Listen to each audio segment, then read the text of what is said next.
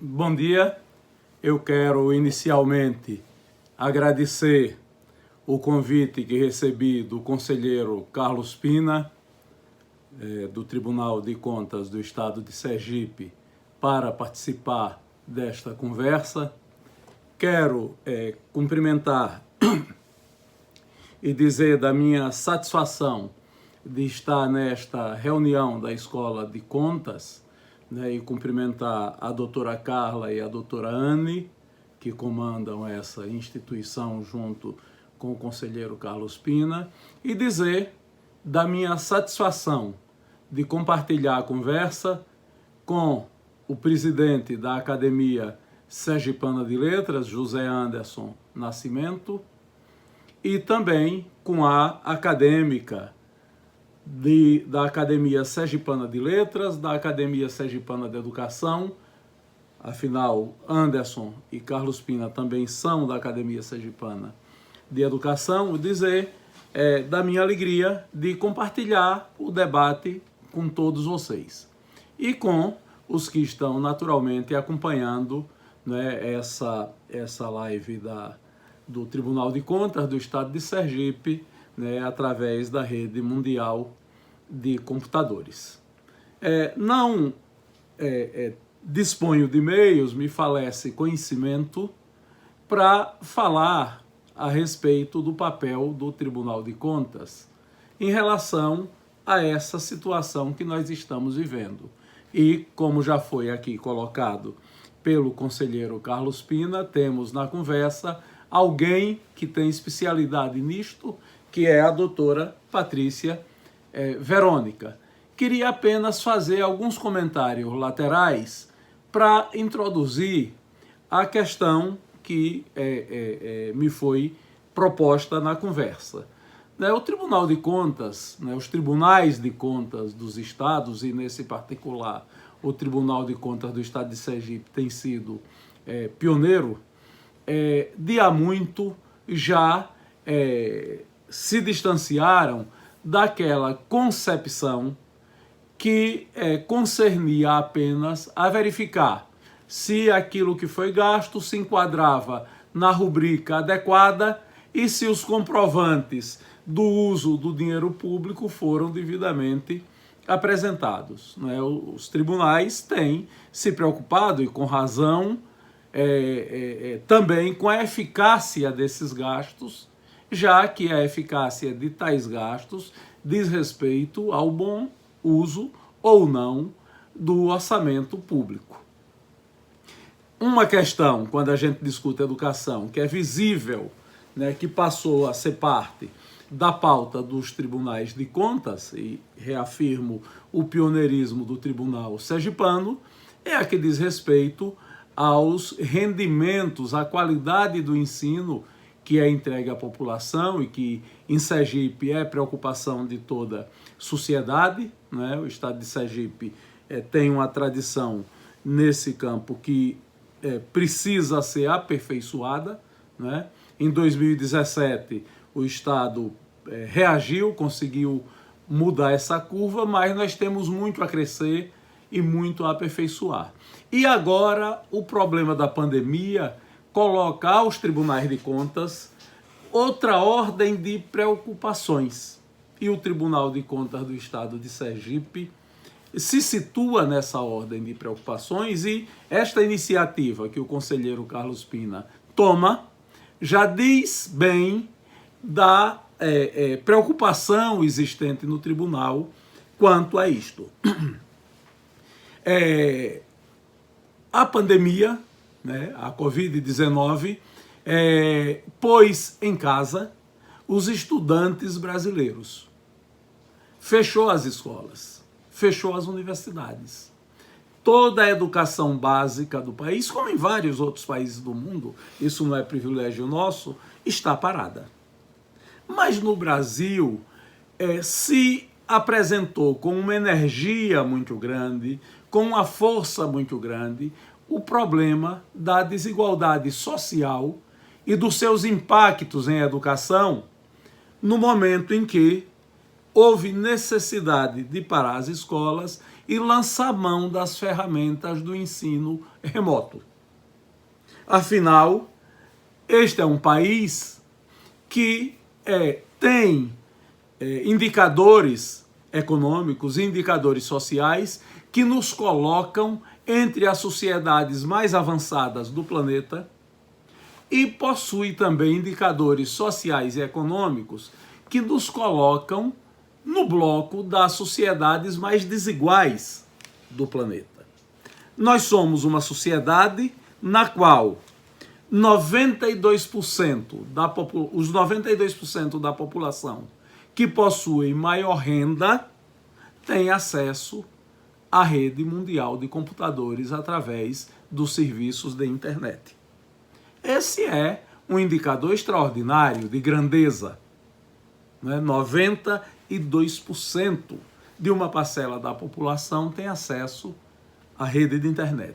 O problema não são esses 92%, que de resto não são a maioria da sociedade. Eu estou falando daqueles de maior renda. O problema são os de menor renda, bloco no qual somente 59% dos habitantes possuem acesso à rede mundial de computadores. E há um outro problema adicional, as estatísticas são assim.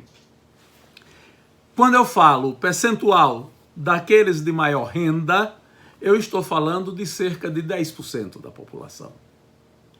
Quando eu falo dos de menor renda, eu estou falando do restante da população. E nesta faixa, somente 59% tem acesso. E quanto mais se reduz a renda, menor é o percentual daqueles que têm acesso à rede mundial de computadores.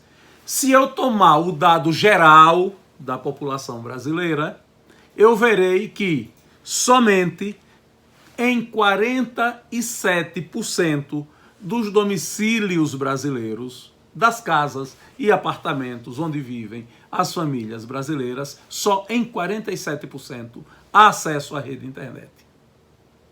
Ou seja, eu tenho 53%, mais da metade dos imóveis, das residências, dos lares das famílias brasileiras, onde não há nenhum acesso à rede mundial de computadores.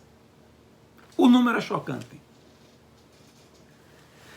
E quando eu olho a escola, porque eu comecei dizendo que acentuou a desigualdade no que diz respeito à aprendizagem, no que diz respeito à educação escolar. Quando eu olho a escola, eu tenho dados que também me impressionam para cima e para baixo, e que me chocam. Quando eu olho o espaço urbano, 98% das escolas urbanas brasileiras possuem acesso à rede mundial de computadores. 98% das escolas urbanas é um percentual extraordinariamente bom. Todavia, quando eu refino e olho esse dado com a lupa, faço a sintonia fina, eu me choco. A média de máquinas por escola, a média de computadores por escola é de 15 computadores por escola. O que é que isto significa? Isto significa que numa escola de 600 alunos, por exemplo, eu só tenho 15 computadores.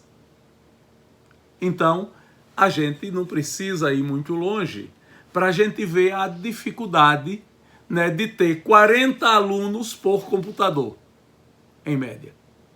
Ou seja, que uso é que se pode fazer? E quando eu verifico e cruzo isto com aquele outro dado, que diz respeito à quantidade de domicílios que tem acesso, somente 47%, eu chego a um número estarrecedor. 1 em cada 4 brasileiros, 1 em cada 4 cidadãos brasileiros não tem nenhum acesso à rede mundial de computadores. Está fora da internet.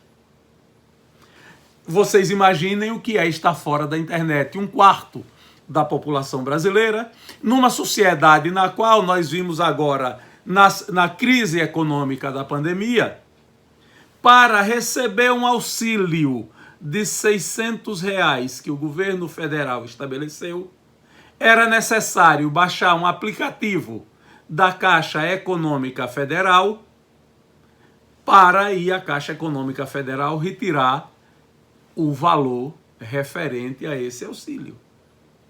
Mas como fazer isto se um quarto da população, rigorosamente os que mais necessitam, estão fora da rede internet?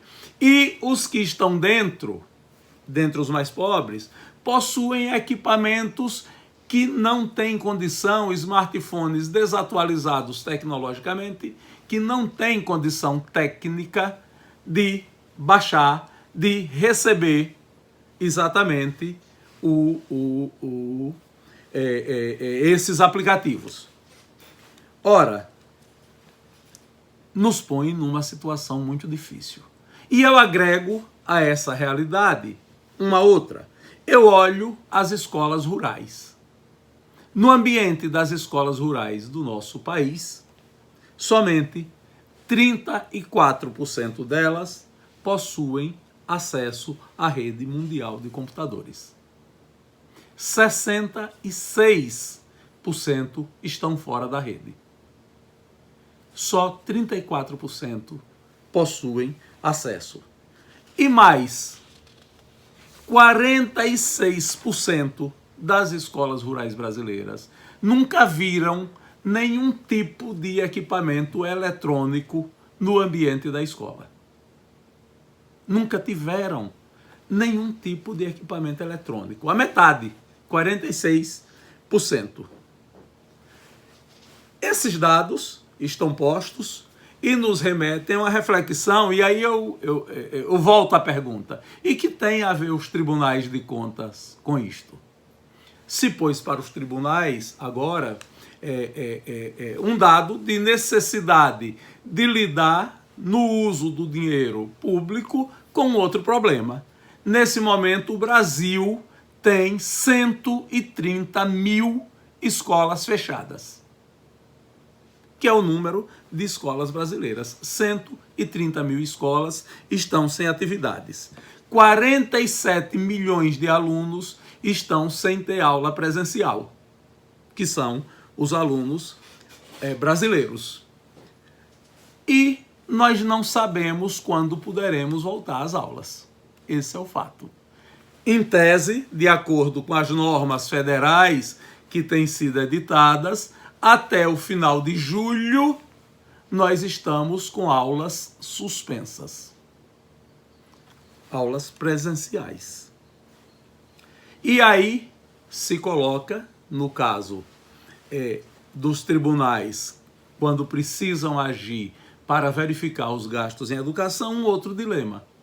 A lei brasileira, a Lei de Diretrizes e Bases da Educação Nacional, estabelece que um ano letivo precisa ter 200 dias de efetiva atividade escolar e, no mínimo, 800 horas de efetiva atividade escolar. A lei é sábia. Ela já previu situações excepcionais nas quais a quantidade de dias letivos poderia ser flexibilizada, relativizada.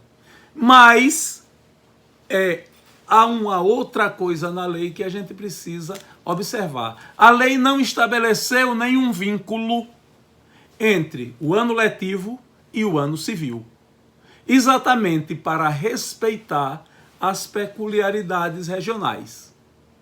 A época de chuva, em cada lugar que o Brasil tem estações diferenciadas dentro desse território continente que nós possuímos. A questão sazonal da atividade econômica de cada lugar. Há regiões que ficam alagadas, por exemplo, os municípios da região do Pantanal, dos dois Mato Grosso, ficam alagados um período do ano e não dá para ter nenhuma atividade. E você tem situações assim a depender da questão da sazonalidade, né, em diferentes lugares. E isso não é problema nenhum, ou seja, não há obrigatoriedade do ano letivo coincidir com o ano civil. Não há problema que o ano letivo não comece em janeiro, que o ano letivo só começa em maio, e que o ano letivo de 2020, por exemplo, no meio dessa pandemia, só venha a terminar em junho de 2021. A lei não vê nisto nenhum problema. O importante não é cumprir a formalidade da quantidade de dias. O importante é garantir a aprendizagem. Por isso, as decisões que foram tomadas, e o governo federal editou uma medida provisória logo no mês de março, no começo da pandemia, e olhe que eu tenho sido crítico, ferrenho, das decisões tomadas pelo governo federal em política de educação, mas considero que essa medida provisória, do ponto de vista do seu fundamento filosófico, dos seus princípios, é uma medida provisória que tem mais acertos do que equívocos. Ela flexibilizou os 200 dias, mas manteve a obrigatoriedade das 800 horas de atividade escolar. E, claro, os tribunais têm se preocupado com o cumprimento do ano letivo e agora tem essa peculiaridade posta à preocupação dos tribunais. E por quê? Não dá as 800 horas e não cumpriu o ano letivo, e eu acho que mesmo estando flexibilizado, é possível fazer o ano letivo de 200 dias. Não há problema nenhum, a própria lei já prevê, não há vínculo com o ano civil. Quando voltar da aula, verificar quantos dias de atividade já tínhamos dado e continuar a contar até completar o 200º dia, não importa quando. Olha, o que nós não podemos é correr o risco de excluir parte dos estudantes desse direito fundamental inscrito na Constituição brasileira, que é o direito à educação. E, claro, está dado, né, a várias instâncias da sociedade do Estado brasileiro, e nesse particular aos tribunais de contas, uma responsabilidade grande de velar pelo bom uso do dinheiro público, de modo a garantir o direito constitucional à educação, que deve ser posto a todos os jovens, a todas as crianças, a todos os adolescentes brasileiros. Enfim, é necessário planejar a volta às aulas, é necessário garantir a aprendizagem mais do que cumprir meras formalidades legais. E é importante que seja assim, porque o ambiente escolar é um espaço fundamental para desenvolver competências sociais e desenvolver competências emocionais nas crianças, nos adolescentes, nos jovens. É na escola, todos nós aprendemos na escola, e é na escola o espaço privilegiado para que se continue a aprender o relacionamento com outras pessoas. Claro, a gente aprende isso no ambiente da família também, mas a aprendizagem do convívio social na escola é uma aprendizagem privilegiada. A escola nos ensina a conviver com diferenças, e é muito importante saber conviver com as diferenças. A escola nos ensina a trabalhar em grupo, e atualmente é impossível que você exerça qualquer atividade se você não souber trabalhar em grupo. A escola nos ensina a expor ideias e a argumentar. E isto é essencial para a formação da cidadania. A escola nos ensina a ter resiliência e a enfrentar problemas, a encarar problemas e a ter a necessária serenidade de administrá-los e gerenciá-los. Para a parte mais pobre da população, exatamente esses que estão fora da escola agora, a escola é a única esperança e o único espaço onde é possível estudar. Nós vimos os dados sobre o acesso da população brasileira à internet, sobre a quantidade de domicílios que não têm acesso à rede mundial de computadores, e a gente sabe que muitos estudantes brasileiros vivem em situação de rua, vivem em moradias precárias, em domicílios precários, onde não há espaço suficiente para a família, onde não há segurança, onde numa casa pequena, num apartamento pequeno, de 2 cômodos, de 3 cômodos, vive uma família de 5, 6 pessoas e às vezes até mais. Sem acesso à internet, sem sinal de internet, e quando tem sinal de internet, sem equipamentos que permitam fazer download ou upload de qualquer atividade praticada com esse equipamento para dar conta das possibilidades de aprendizagem, da orientação docente. A pandemia nos traz e põe em relevo esta desigualdade. A pandemia evidencia essas diferenças. Nós temos na sociedade brasileira, felizmente, famílias que podem ter um espaço de estudo para os filhos na sua residência, e hoje, com toda essa tecnologia, essa parafernália tecnológica, espaços que são estúdios, né? Onde você pode estudar, pode baixar o vídeo que quiser, pode dialogar em tempo real com os professores, pode buscar bibliotecas, pode buscar informações para praticar exercícios, para aprender, para desenvolver a aprendizagem, para conviver em grupo e manter os padrões de sociabilidade. Mas essa é uma realidade dada a poucas famílias. Por isso eu penso que a pandemia, o momento da crise da pandemia, pode mostrar para a sociedade brasileira a importância da escola, que muitas vezes nós naturalizamos. Nós nascemos, a escola já estava aí. A escola continua aí. E muitas vezes a gente vê a escola como um fato natural e esquece que ela foi resultante histórica de um processo de luta grande e intenso para que ela se estabelecesse e fosse aceita por todos como uma agência social importante para transformar as pessoas em cidadãos. Ou seja, o ensino remoto é importantíssimo neste momento, mas o ensino remoto não dá conta de solucionar os problemas da desigualdade social da sociedade brasileira. Nós vamos ter pessoas que vão continuar aprendendo e avançando e pessoas que estão há mais de 60 dias em sua casa sem nenhuma atividade escolar, porque não tem os meios, não dispõe dos meios necessários para o desenvolvimento desta atividade. O Brasil ainda está longe de ter um ensino remoto efetivo, em face destas desigualdades que eu listei aqui, né?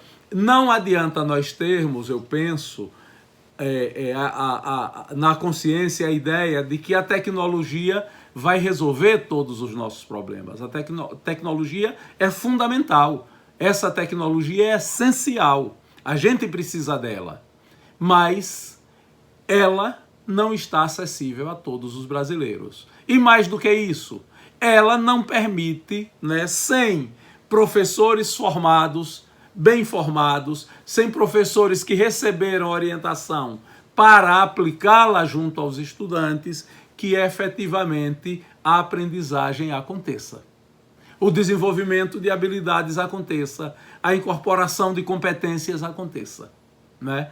A tecnologia por si não faz mágica.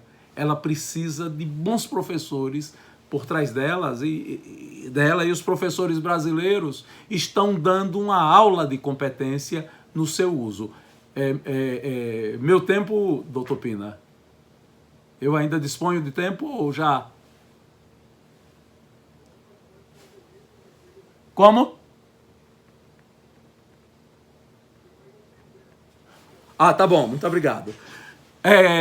Que eu não marquei aqui a hora que comecei e fiquei agora preocupado que já tivesse extrapolado. Veja, na verdade, né, essa realidade nos põe diante de um outro dado. A realidade da pandemia e da necessidade do ensino remoto. Algumas famílias estão descobrindo a importância dos professores dos seus filhos. Alguns pais, algumas mães estão descobrindo que não é fácil acompanhar a aprendizagem. Por quê? As famílias que estão podendo agora dar aos seus filhos a possibilidade de ter acesso ao ensino remoto, as crianças, os adolescentes estão demandando a companhia dos pais, já que eles não têm ali em tempo real a companhia do professor, muitas vezes, para ajudar a dar conta das tarefas. O professor está falando para todos, mas não está tendo condição, né, de fazer sempre um atendimento individual, que muitas vezes o aluno requer. Mesmo tendo facilidades de comunicação através das ferramentas que a tecnologia coloca à disposição. E isso tem feito com que as famílias percebam a importância desse profissional para o trabalho de formação dos seus filhos.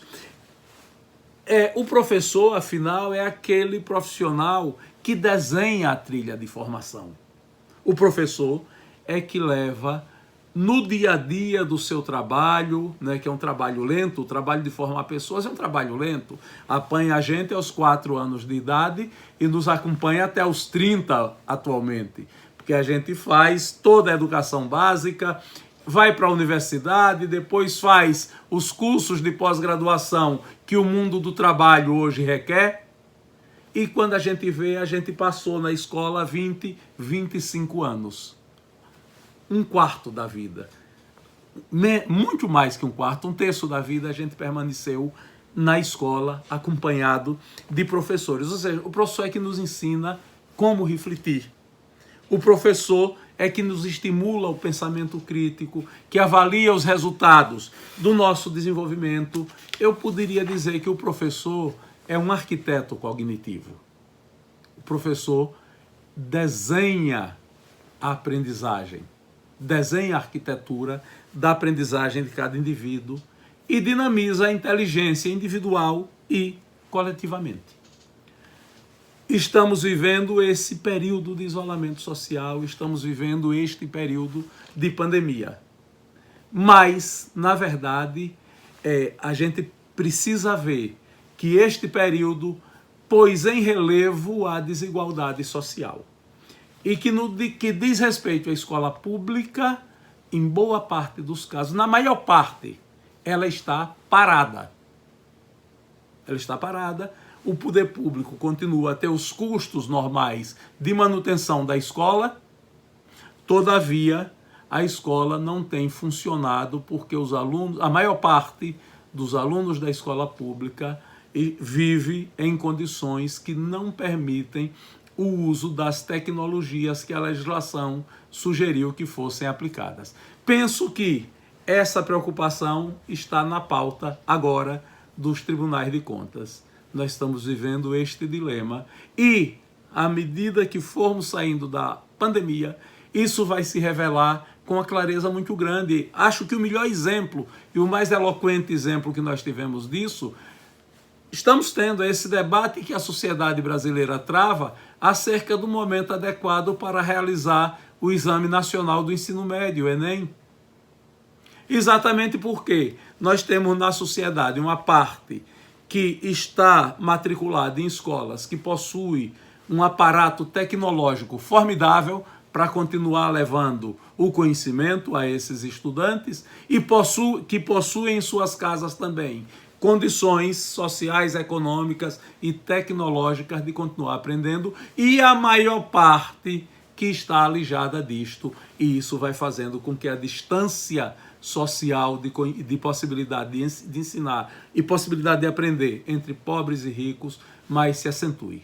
É grande a responsabilidade da sociedade brasileira nesse período no qual ficou para a escola o problema do que fazer com as ferramentas tecnológicas. E penso que os tribunais de contas podem dar uma grande contribuição, amadurecendo a reflexão e verificando como é possível conduzir e orientar essa senda. Quero agradecer novamente à Escola de Contas, agradecer ao Tribunal de Contas do Estado de Sergipe, agradecer ao conselheiro Carlos Pina pelo convite para estar aqui em tão boas companhias, refletindo e conversando sobre esse tema. Muito obrigado.